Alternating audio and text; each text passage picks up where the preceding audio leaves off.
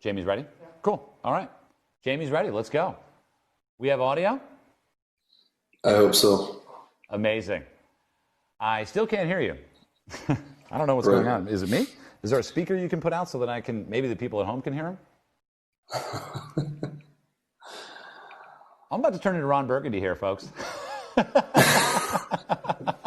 Jamie, I'm sorry. This is not the way it's supposed to go down. Is that a 1016? What is that? No, it's an Air King. Bring it on the wrist there. Bring it in close to the camera. Oh, that's beauty. I like that. Oh, very pleasant. I like. See, I've been thinking about it. That is the watch, folks, that went to Everest, and you got the whoop strap. We're like twins, except you're in Ireland. You're in Ireland right now, or England? No, England. I think I need to get better at lip reading. Fans can hear him at least. Oh, can they? Yeah. Okay, the people at home can hear you. So I tell you what, I'm just going to great. ask you questions, and then later I'm going to call you, and we're going to figure the answer out. Where are you right now, Jamie? I saw a picture of you playing golf with some cows recently. Can you tell us about that experience? Yeah.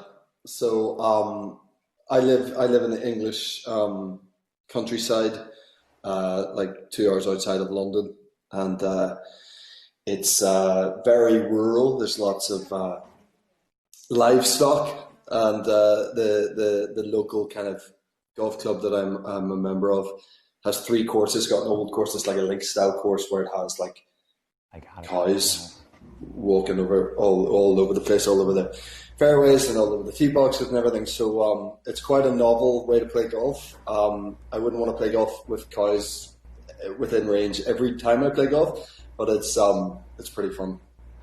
I can actually hear you now, Jamie, so this is an incredible improvement in the interview process.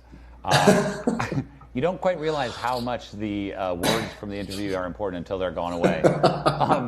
So I can imagine. Let's dig into an interview, folks. Welcome, finally, to the Random Golf Club live stream. Jamie Dornan, our guest. Jamie, what would you prefer? Would you prefer what was the highest achievement of acting that you could possibly get? And is there something in golf that would be more important than that to you?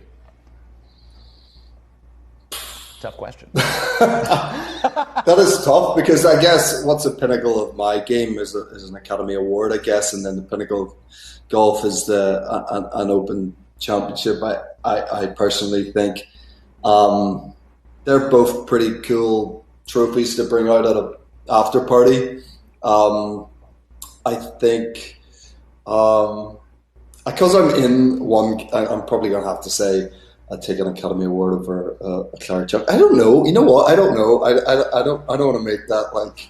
I love it. I actually can't call that. More creative question. What accent are you just waiting to be asked to do? Like, is there an accent? Because you do the voiceover. You obviously can do any accent you want, American.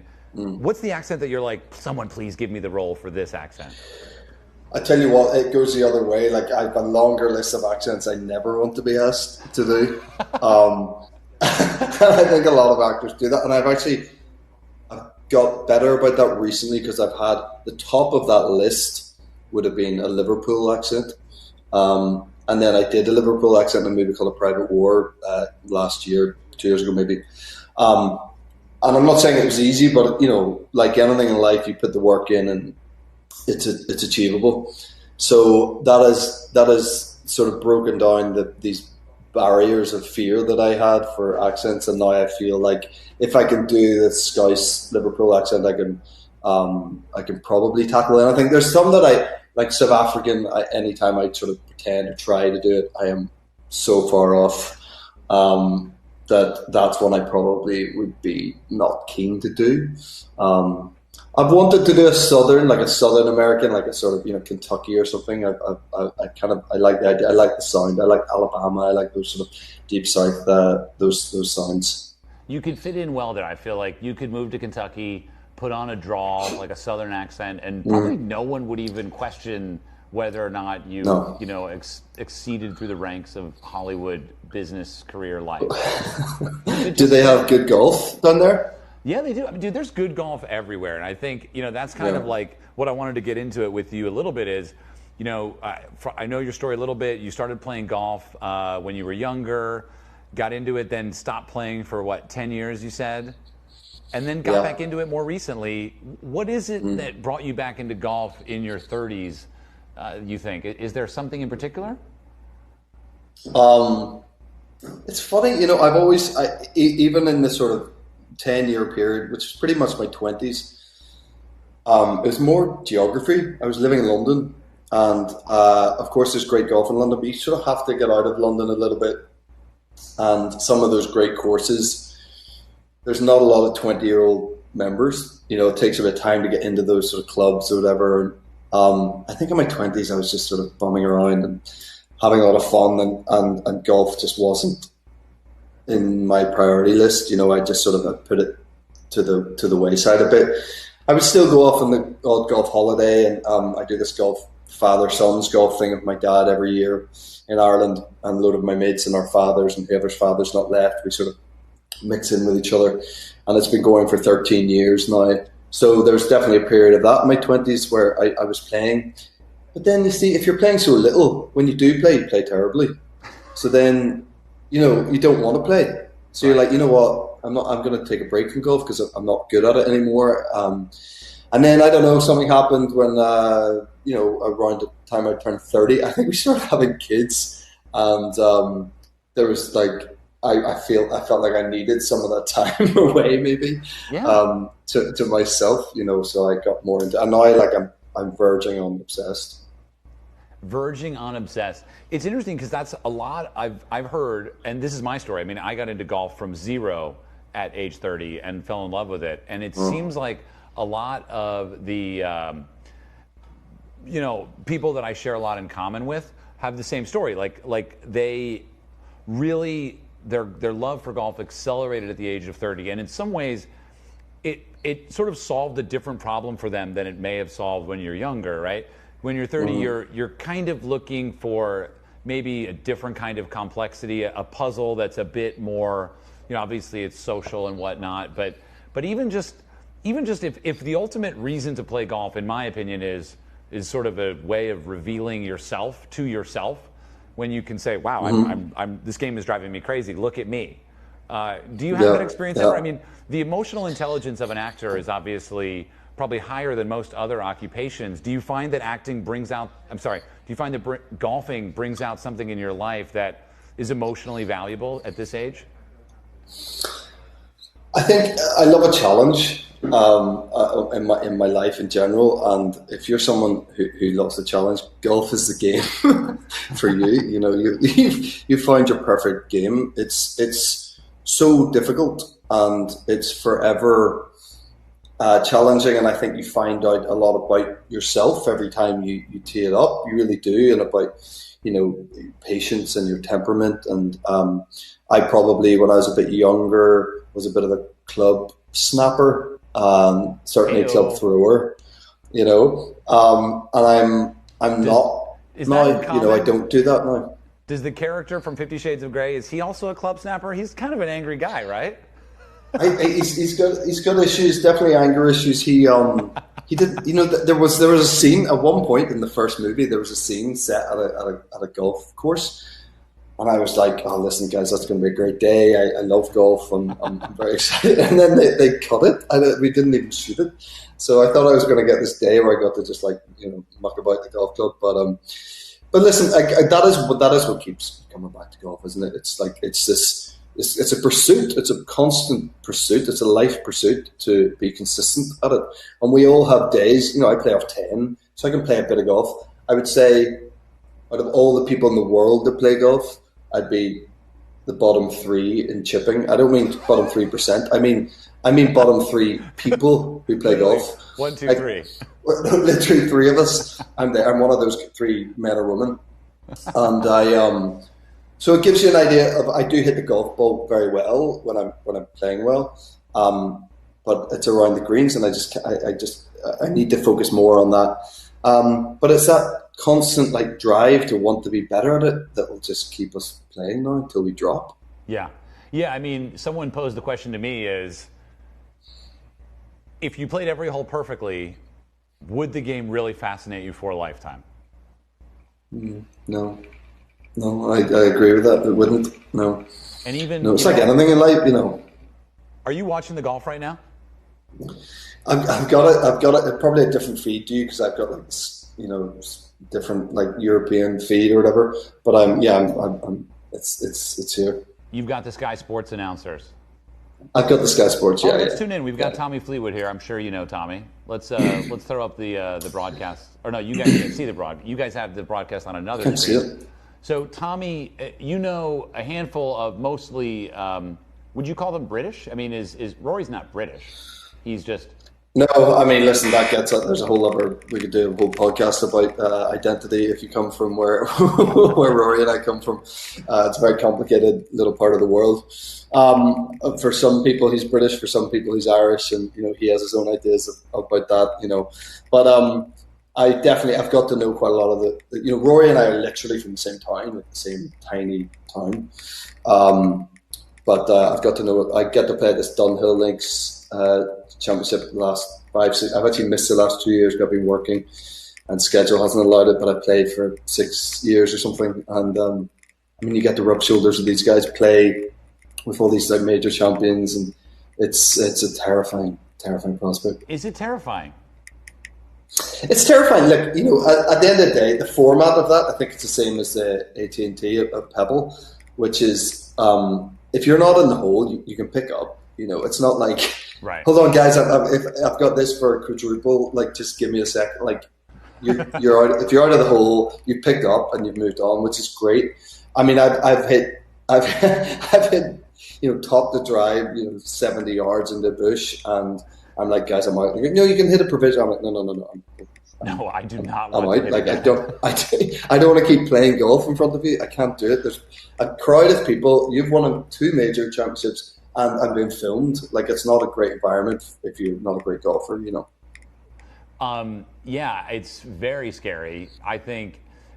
But I mean, what's the counterpart in acting? Is it theater, or are you just so in the character that it doesn't even come up for you? Well, I think that's the thing. I mean, I actually have to say I haven't done theater yet, and it's something I really want to do, and I haven't done it. So I know that when I do it, I will be purely, terrified, certainly opening night. But on set, because that's your comfort zone. I mean, that's what you do, and I've had so many, like pats on the back from like sort of major champions and stuff after like, sending 150 yards right at the fairway.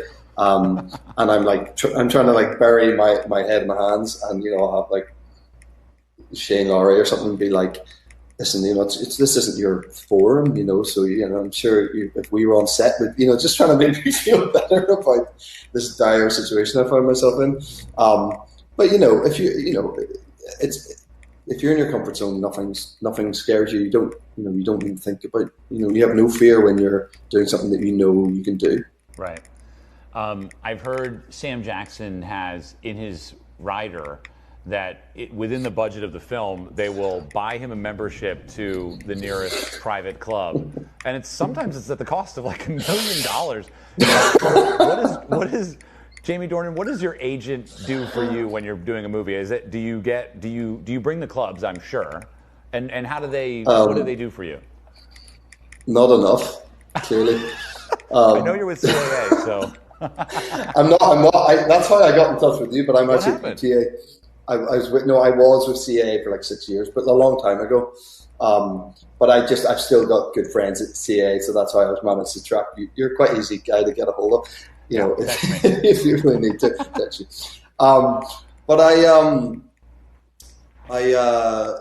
what was the question? The question was, in a simple way, like you must bring your sticks with you while working. You must find good golf courses. Yeah, and the best thing about what I do is I get to travel, like, not in the last 5 months, funnily enough, but usually I'm traveling around and I'm going to all these quite unique places. And I always bring my sticks. I mean, that's just like a given. I just carry them everywhere, and it means you end up playing golf in countries that aren't known for golf. I did a movie in Jordan. I've done a couple of jobs in Budapest. And they're not big golfing states, No. and so you end up having these really weird golfing experiences, and also like golf. I struggle to sit still a lot of the time. You're probably noticing this right now. But if I'm on set and I have a prop in my hand, or particularly if I have an umbrella or something, I'm just constantly, fiddling around, like doing takeaways and stuff. And invariably, there's someone in the crew, a grip or whoever, will go like, "Oh, do you play?" And I'm like, "Yeah." And they go, "Did you bring your clubs with you?" I'm like, "Yeah." So you end up playing with like crew. There's always someone who plays golf, right? So I've had some great experiences whilst away working. Actually, the first time I ever broke 80 was at TPC, Louisiana, when I was shooting a movie out there. Yeah, I've got good memories of, and that'll always continue. Like, I will always bring my clubs because you can play golf anywhere. That's great. It's kind of like a little movie random golf club. You end up playing with the people on set who would probably never go out to dinner with you in a different world, and you really get this, and I want to talk to you about this. I know it's late for you. I know you got to go, but no. The idea that, golf is this world that only exists for certain types of people, and everyone on tour has, this in the bank, and they like these cars and they like this wine or whatever it is. I think golf is actually an amazing leveling opportunity where we can all sort of play together. I mean, especially where you're from in Northern Ireland, Scotland, you have you have golf clubs where every type of person is a member, and that didn't really translate to America. And what a cool opportunity for you to go to a movie and play golf with the grip. I mean, that's kind of like, movies are quite segregated, right? I mean, it's like, this is talent. They have a green room. Don't bother them. And if they're Christian Bale, get the hell out of their eye line. You know what I mean? So it's really cool that golf offered you an opportunity to enmesh further with the family of creatives that make the film itself. That's so special. Yeah, it's just been an added sort of bonus with that because, my approach to it is like, how am I any different to those people anyway? Just because, I hate that term talent when it comes to the actors and stuff. I really struggle with it, always have, because there's people way more talented than me behind the camera. I've always struggled with that. And at the end of the day, we're all just people. We're all coming together with this common goal of making a movie or whatever. And I guess I also think with actors, I get really annoyed when there are actors who do keep up that sort of story, who are very unapproachable and who do make things difficult, and they fuel that idea that actors are sort of to be kept a distance from. I'm not even including a Christian Bale in that because that, by the way, that would irk me as well. If someone walked my line and would have taken a penalty, it wasn't the first time. But it's just the general behaviour of some actors, and I have to say, I'm lucky. I haven't really worked with anyone like that yet who has been a nightmare or treated crew that they're differently. But I know they exist. But I think golf has been a cool thing. I've played with a lot of crew and stuff, and I'll jump on what you're saying there about golf, and I want to thank you for what you do in terms of breaking down those barriers with golf, and I think it's very important because I grew up in I am still a member of Royal Belfast, and it has some traditions that are probably definitely in need of updating and stuff, but it still has an accessibility to it, But outside of that, we are so spoiled on the island of Ireland for golf clubs that anyone can go and play at every level, and some unbelievable courses that you can pay way less than you pay like a 5 out of 10 course in the States to play. You know what I mean? And that American thing, that Caddyshack, country club thing. Most people's idea of golf is that. Yeah. And I think I said to you in an email that I spend my life defending golf, because people have this idea that it's just blazers with bronze buttons and ties done up to the max and, men only bars. And by the way, there's an element of that, but I'm all for trying to do whatever small voice I have in trying to change that. And you're making great strides in that world because golf, I think it's a cool sport. It's cool. There's a lot of, all my friends who play it, they're cool guys. They're not they're really fun people. and great people, and have an appreciation of beauty and aesthetics, and getting to walk around somewhere beautiful, and also have this amazing time to talk to each other, and also have this competitive edge, and be trying to master this really artful, odd thing with sticks and metal in your hand. I mean, there's so much about it that I think is brilliant, and I just think they need to lax untuck your shirt, wear your hat backwards. I mean, that needs to change. That you need to be able to, move with the times with that. I'll draw the line at jeans. I don't think you should wear denim jeans on a golf course. I actually, it's one thing I'll stick to. I don't think that's right. But everything else, they've got to loosen up. Yeah, golf gets a bad rap, and we've definitely seen that on some level. One of our kind of sub-missions or sub-themes at Random Golf Club is to work on that PR problem that golf has. And I agree with you about jeans. Also, jeans don't really make sense. Like, they're thick, and then it doesn't really make a lot of sense. I mean, jeans are great. I mean, what are you wearing right now? What do you got, sweats? I'm wearing jeans. Me too. Yeah. Jeans are great around the house. Yes. I always want to wear something where if there was some type of emergency and I had to run somewhere out of the house, I would at least feel like, you know what I mean? Like, jeans, I feel like they're like armor, Yeah, exactly. Yeah, true. You don't sleep in them though, do you? No. But sometimes I'll watch a movie in them, even though I could switch into sweats. I feel like, and that's why once I take the jeans off, that's when I really get scared inside the house, because it's like now I'm really vulnerable. I'm not wearing my jeans. How many people do you think have just tuned out of this while we've been talking about jeans? I mean, I don't know. I'm here for it. This is all I care about. I'm fascinated. Yeah. When you talk about defending. More people tuned in. We got a number. Jamie, when you talk about defending golf, like what is the most common thing? Like, so who hates golf that's in your life right now? My wife. No, no, she doesn't. I have to say, I put in a simulator into the house just before Christmas, and then we were all in New York. We were meant to be in New York for a long time, and then lockdown happened. We came back, and I've spent a bit of time in the simulator room, so my golf's improved definitely, but my wife probably would like it if I hadn't put it in sometimes, I think. It's not even like people. It's just some people are just, I don't get it. I don't get why people are into it. And then I'm like, do you like walking? Do you like going out for like a walk? And like, yeah, of course. I'm like, would you love to walk somewhere really beautiful, like by the ocean, and there's beautiful trees that are like 300 years old, and the grass is very beautiful, and there's like whales going past. Listen, I know not all golf is like this, but there is golf like this, and we've been lucky enough to play golf courses like that. And they're like, yeah. It's like, well, that's what golf is, but you have one or two or three of your best friends with you. You talk the whole way around. Do you like catching up with your friends? Yeah. What about combining those two things? Yeah. Actually, hold on a second. That sounds okay. And then what about, are you competitive? Yeah, I get really competitive. Well, why don't you throw a bit? And then before they know it, they're going, yeah, golf actually sounds okay. This is a great pitch. Well, listen, but that's what it is, and it's.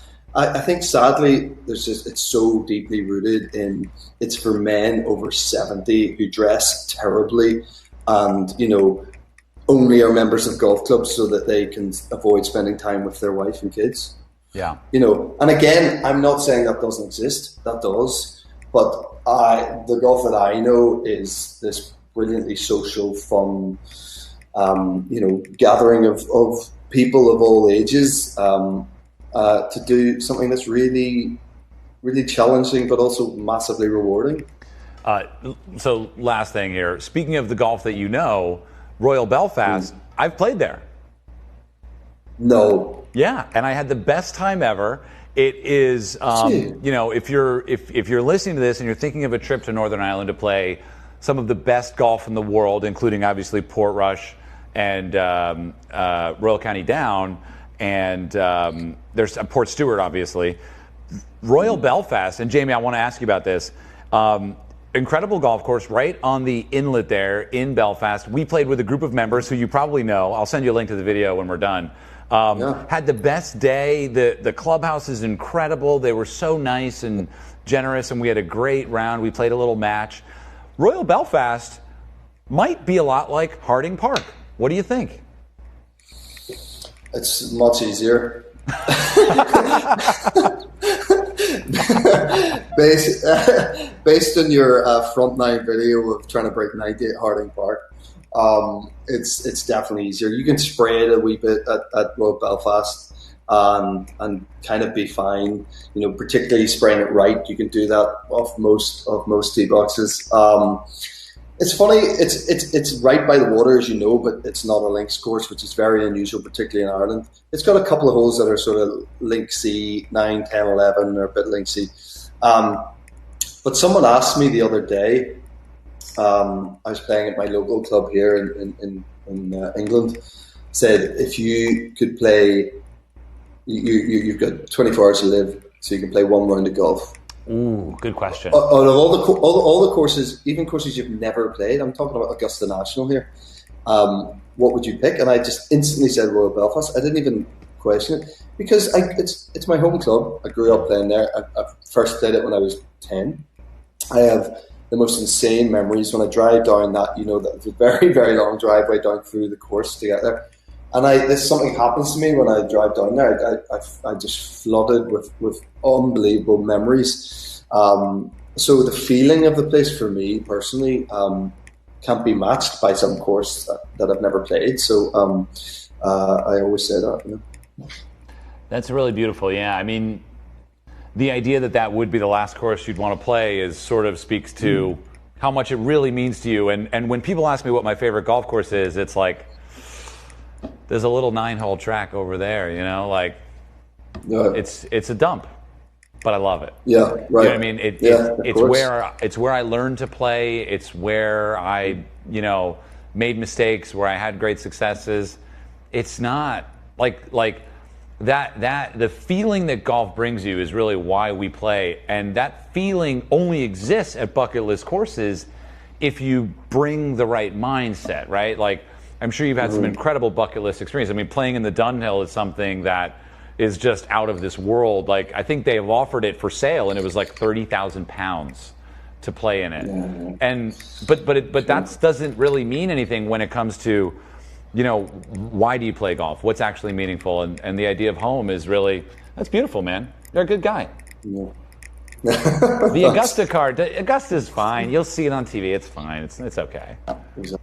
And also, I play terribly at Augusta. Like, you know, with those greens. I mean, I've got to be real here. You know, I can put a score together at Royal Belfast. I can't do that at Augusta. Yeah, you want your last round to at least be good. You want to go out on a good note. Yeah. You know, Bing Crosby's last words. Do you know what they were, Jamie? I actually do, and I totally forgotten. But it's in a golf book. His last words were, "That was a great round of golf, fellas." He walked off the 18th. He was playing in Spain. Walked off, went into the clubhouse, had a heart attack, and just went on to the next life. I'd be happy to go out that way. Well, here's to that. Cheers to that. Cheers to that. Yeah. I'll see you soon. I'm sure we'll connect as soon as the borders open. I mean, I could go to Northern Ireland tomorrow, I guess. You could go to Northern Ireland. You couldn't go to the Republic without quarantining, but you could go to Northern Ireland. But yeah, we need to get out and play some golf. Also, want to add, if you're going to send me that video of you playing Royal Belfast, will you also send me that cap that you're wearing at? You want the red and blue RGC hat? Yeah, I've got it right here. Yeah, well, I'll definitely send you one. And they're actually, if you're listening and you want that hat, I think we're going to release it next week. So if you're not Jamie Dornan, you can go on randomgolfclub.com and pick one up. All right, brother. Thanks for your time. Sleep well. Cheers, enjoy man. the Thanks, sim. Eric. We'll see you soon. Thanks, man. Thanks, Jamie. Thank you. See you guys. All right. Bye.